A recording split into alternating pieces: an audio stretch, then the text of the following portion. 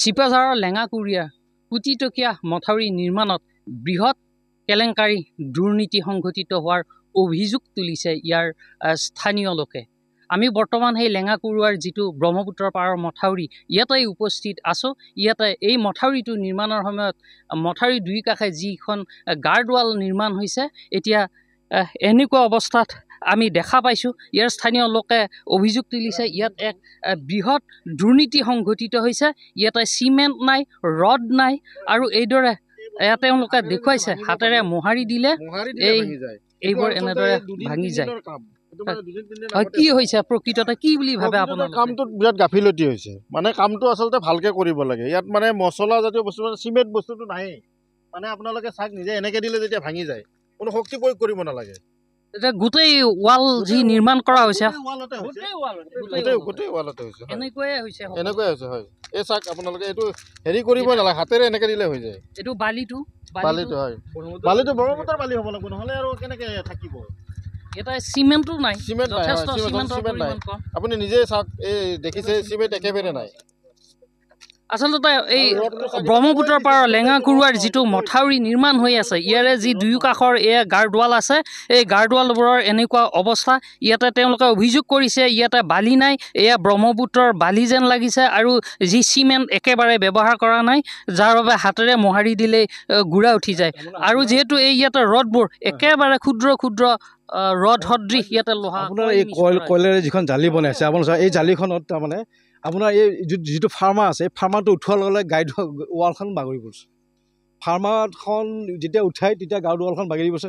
আপোনালোকে নিজে চাওক, ইয়াতে ৰাখিব পাৰিব, এইখন জালি ৰাখিব পাৰে নেকি?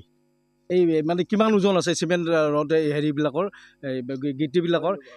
এই কলেটো ৰাখিব নোৱাৰে। গতিকে ইয়াত যিটো হেৰি আছিল, ফাৰ্মাৰ আছিলে বনোৱা, সেই ফাৰ্মাৰটো উঠোৱাৰ লগে লগে গাৰ্ড ৱালখনে বাগৰি পৰি গ'ল। ইমান নিকৃষ্ট। আৰু যিটো দেখা গৈছে মথাউৰিটোৰ ওপৰতে ৱালখন বনাই গৈছে, বেছি খান্দাই তলত হেৰি নাই, মানে পুতাটো নাই, তলত এটা হেৰি বিম থাকিব লাগে। বিমৰ কোনো ছিষ্টেমেই নাই। 6 ইঞ্চিও নহয়। আপোনালোকে চাওক, নিজে দেখা পাইছে।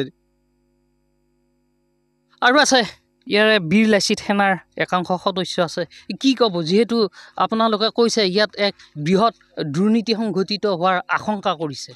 হয়, যেতিয়া মানে এইটো কাম চলি আছিলে, আমাৰ ল'ৰাখিনি অলৰেডি চাইছিলে। যোৱাকালি দুজনমান ল'ৰা আমাৰ আহি কিনে কামখিনি দেখিলে যে ঠিকাদাৰে কেনেকুৱা ভেঙুচালি কৰিছে, ইয়াত দুৰ্নীতি কৰিছে। তেতিয়া আমাৰ ল'ৰাখিনি ক'লে যে কামটো বন্ধ কৰক আপোনালোকে, এনেকুৱাটো কাম কৰিব নালাগে। চাওক, এই পোষ্টটো বনাইছে, মানে ৱালখন থাকে পোষ্টটোক ডিপেণ্ড কৰি। এই পোষ্টটো যেতিয়া নিজৰ থাকিব পৰা ক্ষমতা নাই, ৱালখন ক'ত থাকিব আপোনালোকে ভাবক। মানে এনেকুৱা এটা আমাৰ পৰিস্থিতি আহি গৈছে, এই কুৰুৱা অঞ্চলত দুৰ্নীতি কিছুমান হৈছে। গতিকে ঠিকাদাৰ কৰ্তৃপক্ষ আহক, আমাৰ কথা পাতক, ভালদৰে কাম। আমাৰ কথা হ'ল ভালদৰে কামটো কৰিব লাগে, কৰক, ভালদৰে হ'ব লাগে। কিন্তু বিজেপি চৰকাৰে কৈ আছে দুৰ্নীতিৰ ক্ষেত্ৰত যি শূন্য সহনশীল নীতিৰ কথা। হয়, এই বিষয়ত ক'ব গ'লে দুৰ্নীতি আমাৰ কিন্তু কুৰুৱা অঞ্চলত হৈ আছে আজিলৈকে। মানে এইটো দুৰ্নীতি আমি নিৰ্মূল কৰিব চেষ্টা কৰি আছোঁ। গতিকে এইটো ঠিকাদাৰ কৰ্তৃপক্ষ আহক, আহি কিনে আমাৰ কথা পাতক, কথা পাতি ৰাস্তাটো ভালদৰে বনাব লাগে কামখিনি। হয়, নিশ্চয়। এয়া আমি দেখুৱাইছোঁ ND24 দৰ্শকসকলক কেনেদৰে এক দুৰ্নীতি সংঘটিত হোৱাৰ অভিযোগ তুলিছে। প্ৰকৃততে দুৰ্নীতি যথেষ্ট হৈছে, আমি দেখিছোঁ। আমি দৰ্শকসকলক সকলো দেখুৱাইছোঁ।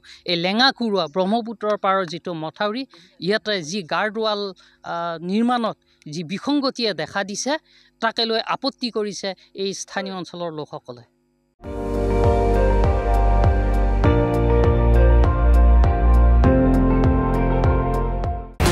আপুনি চাই আছে ND24, সৰ্বশ্ৰেষ্ঠ নহয়, সৰ্বোত্তমৰ দৌৰ।